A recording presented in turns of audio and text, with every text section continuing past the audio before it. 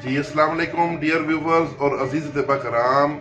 हमारे एक बहुत ही अजीज बुजुर्ग साथी हैं जनाब हकीम मोहम्मद अयूब सुल्तानी सन्यासी फ्राम गुजरात शरीफ। तो उन्होंने आज अपने सीने का राज उन्होंने कहा कि मैं किसी को भी ये नुस्खा नहीं दूंगा, सिर्फ यूनिफिकेशन के नाज़रीन के लिए ये मैं नुस्खा दे रहा हूँ, जिस्त कैम उन्नार।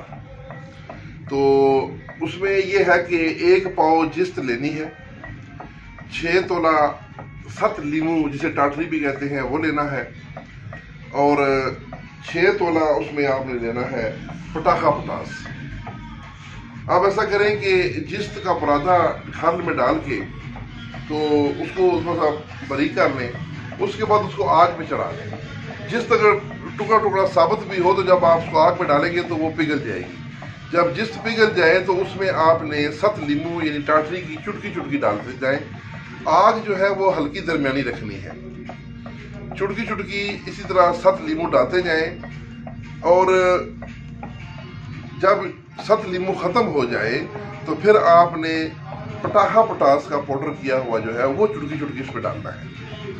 1 चुटकी डालें, जब वो खत्म हो जाए फिर और डालें। ऐसा करते करते सारी ये पटाखा पोटास भी आपकी सारी खत्म हो जाएगी।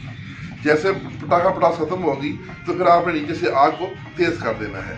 जब आग तेज होगी थोड़ी देर में ही जो जिस्त है बिल्कुल चांदी की तरह चमकदार क़ाइम उन्नार तैयार हो चुकी होगी।